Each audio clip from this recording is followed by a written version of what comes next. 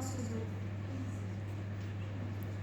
Эне тили адамдардын туулуп өскөн чөйрөсүндө, үй-бүлөсүндө, жамаатында жана социалдык байланыштарда биринчи болуп үйрөнүп тили болуп эсептелет. Бул тил адамдын дүйнөсүнө кабыл алуу, ой жүгүртүү жана өз ара коммуникациялоо үчүн негизги каражат болуп саналат. Эне тил адамдын маданий мурасы, улуттук идентификациясы жана коомдогу орду менен тыгыз байланышта болот. Макалада мына ушул тил маселеси боюнча кеңири сөз кылабыз.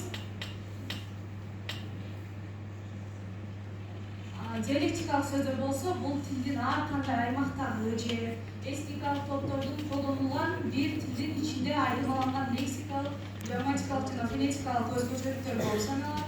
Алар айрым диалекттерде таандык сөздөрдү жана